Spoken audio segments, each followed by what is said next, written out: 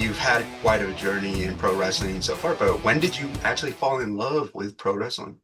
Oh my gosh, I actually feel like I fell in love with it late in life because I was in my 20s going to school for kinesiology.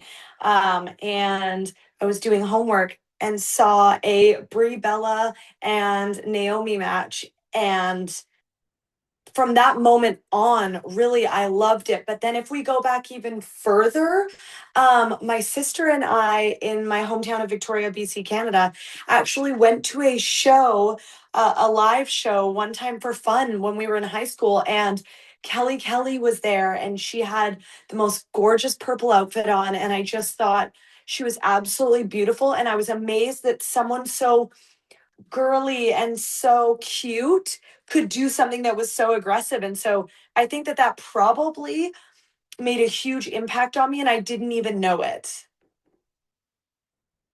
Awesome. You kind of talk about Brie, you talk about Naomi and Kelly, but who are some of the ones that you really looked up to and you're like, they're inspiring me. If they can do it, I can do it kind of thing. Oh, it was definitely always Kelly. Like there was nobody else that I wanted to be like. I emulated the way she carried herself to the ring. I emulated her outfits. My first outfits that I got were a bra top, gauntlets, and low-rise shorts because with a belt because that's what Kelly wore. I mean, I just think I think she's so amazing and the fact that she was doing that at such a young age. I didn't even realize how close we are in age. That's, I think, the funny thing now is we could totally be friends and on the same roster together. Awesome. Obviously, your journey is really incredible. And did you ever think you would get to this point being one of the most popular stars with WWE? I think my delusion when I first started wrestling would say, yes, I knew I was going to be here. I knew this is what I was going to be. I knew what I brought to the table. But as the journey went along for the past 13 years, you have those moments of like, am I meant for this? Like, do people like me? Am I even good? Am I even good at what I do? Like I put all my eggs in one basket. Was this the right basket? But now that I'm here and I've had these full circle moments in my career and the crowd is behind me and these little girls dress up as me and people stop me and say that they laugh at the things I say, like now I know that this is what I was meant to do. Obviously, you had quite a run with the U.S. Championship. How meaningful was it for you to be given that opportunity? Oh my gosh, there's so many parts of it that were so extremely meaningful. I mean, just to even be in the running for the United States Women's Championship, like to be in the running to be a first ever, I know the burden that that carries, the weight of that, the pressure of that, and so the fact that they thought that I could carry that and that I was a good candidate to represent WWE because, that moment's going to go down in history. And when we look back in 20 years and we talk about that title, no matter what it does, everyone's going to know that Chelsea Green was the first ever. And look, whether I was their first choice or 10th choice, whether they wanted to give it to me or they were forced to give it to me, I don't care. I think that I did everything I could to make sure that title was worthy of all the eyes that were put on it. And I wanted to make sure that everyone who wrestled me at that time enjoyed it, like had fun. We were just doing fun things. So that is all amazing. But then to also win that title in my husband's hometown in front of all his family and his friends and my family and on Unreal, like that just adds another layer of like, wow, this life is so good. You guys, you and Matt have such a connection with the roads, and you always hear about Cody's story about being undeniable, and you got to that point, obviously, in your journey as well, where you cannot be denied. And what did it mean to kind of get that response from the fans as you were given that opportunity for a U.S. title? Oh man, like you're telling me that, but I don't know. I don't feel that way. I'm always working to make sure like I'm leveling up, that my jokes are funnier, that my outfits are better, that I'm not becoming complacent at the workplace. So I mean, even just you telling me that, that feels amazing. But, I've been released from WWE so many times, and like this journey has been so bumpy. So I don't know that I'll ever just like feel secure and feel like, yeah, I'm like impenetrable. Like, I'll, it's show business. So like, no one is untouchable. I don't know. When everyone kind of talks about some of their favorite Chelsea Green matches, they bring up Lucha Underground and your match with Penta. What did that match do for you, and why did it work so well for both of you? Oh my, that's the crazy thing. That is like a question that I'm not joking. I think about often. When I went into that match, I was so excited to have that moment and to be at Lucha Underground and to be doing something so different. Lucha Underground was so unique and so special. And it's something that I miss all the time because of just the way that the vibe was, that temple was like no other wrestling arena. Um, but I did not expect that match with Penta would become something I was well known for. I didn't expect people to continue talking about it after. I didn't even expect it to be mainstream in terms of in the wrestling industry because Lucha Underground was such a niche moment. It was such a niche audience. And the audience didn't necessarily come from WWE or from TNA. It was like its own little group of fans. And so I didn't know that that would cross over and that, WWE fans would know in 2026 that I wrestled Penta and had a banger of a match. But I'm so thankful they do. I'm so thankful that these fans take the time to like find out our stories and find out where we came from and find out the matches that we used to do and love them because we love them. We love doing them. And a lot of times we get to WWE, we have a set amount of time, right? But on the independent scene, we don't. We can like go balls to the walls, like we can go for 20, 30, 40 minutes, an hour. Some people have gone an hour on the independent scene. And so I just like it's really special that these fans love what Penta and I curated from the ground up. Like, how special is that? I love it. You've kind of had matches all over the place, right? You had a match going up against Penta, and then you had ladder matches. You've had matches where you've been put into a dumpster. Is there one match that you haven't done that you really want to do? It's so funny because I want to say to you no because I don't often think about those things and then it hilariously enough they fall in my lap like a dumpster match. I would have never told you 2 years ago I'm dying to do the first ever women's dumpster match in WWE. Like that would be kind of cuckoo. But I think going now into 2026 and moving into WrestleMania season, I would just love to get on some more pay-per-views. I would love to show people what I can do if I was given that, 15, 20, 25 minutes, or if I was put in the ring with some of the quote unquote top girls, or just given those like eyes that are on pay-per-views because, that's what I used to do all the time for TNA, for Lucha on the indies. So I think that's maybe my next goal or maybe my next hope or just maybe something that like I just have never even experienced like an elimination chamber. You know what I mean? That's crazy. Awesome. And a lot has been kind of made about what happened in Unreal with what Michael Hayes has said.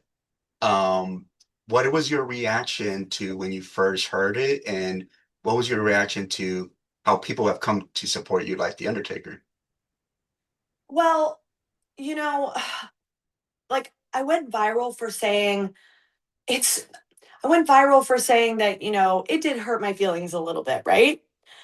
And then people kind of came for me like, well, you call yourself that, you say it doesn't matter about wins and losses. But like two things can be true at the same time. I can care what people are saying about me. I can care that there's, maybe this ceiling put on me or that I'm put in a box and I'm not able to get out of that. Um, but I can also like come to terms with the fact that I have this really amazing job that pays me great money to do exactly what I want to do in life, to give me a platform, to allow me to go out and audition in Hollywood and do other things. And and be thankful and grateful and happy and know my place as well. Like, so, and honestly, those go like this.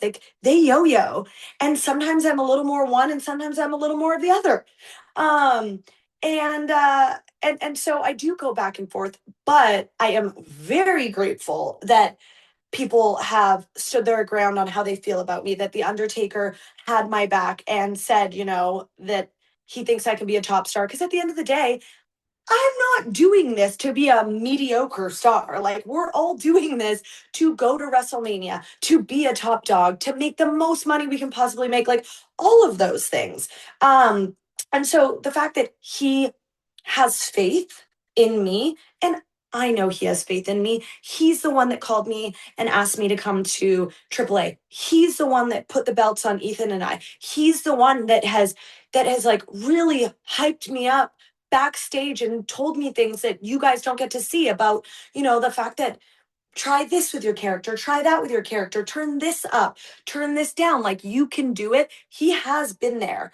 So it wasn't as surprising to hear that from him. I knew he believed in me, but it was really, really amazing. And the fact that he just said it right to Michael Hayes was, it was all so hilarious to watch. Like you mentioned, he's the one that kind of brought you to AAA. You've obviously had a very great relationship with performing in Mexico. What has it meant to be someone from WWE that is helping with AAA?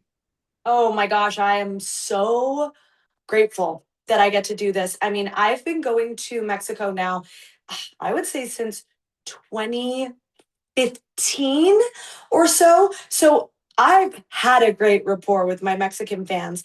But now I just feel this like deep love when I go to Mexico. Like, obviously I've been going there as well, like on vacation since like third grade. So I already knew the culture was amazing. The people are amazing. The food's amazing. The music is amazing. Like, I already loved Mexico so much. So now to go and feel like I'm getting love back is like, it's the craziest thing too, because I'm going there basically, pretending to be a part of Mexico and they're loving it. And I just feel like, oh my gosh, come on, you guys. You could not be a better audience to perform in front of. Like, I feel so grateful. And it's really funny because we're in this weird time where like everyone wants to be mad about something. They want to cancel people.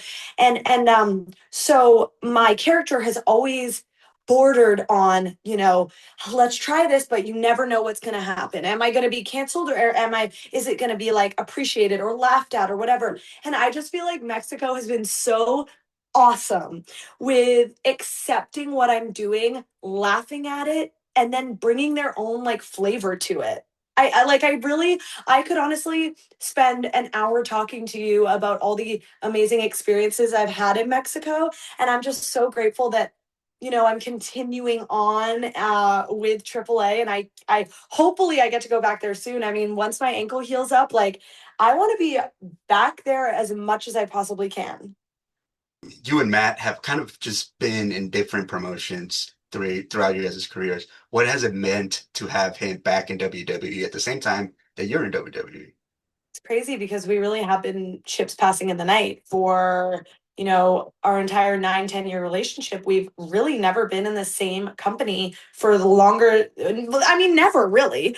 So this is a really interesting and unique experience for us that we're kind of taking week by week, trying to figure out, because we are such different people. Like, I go to sleep early and I wake up early. He goes to sleep late. He's such a night owl. He's got different like eating habits. He's a monster. He eats all the time and I just want to sleep. So it's like this hilarious dichotomy that we're now trying to work through at work, because we have already worked through it at home.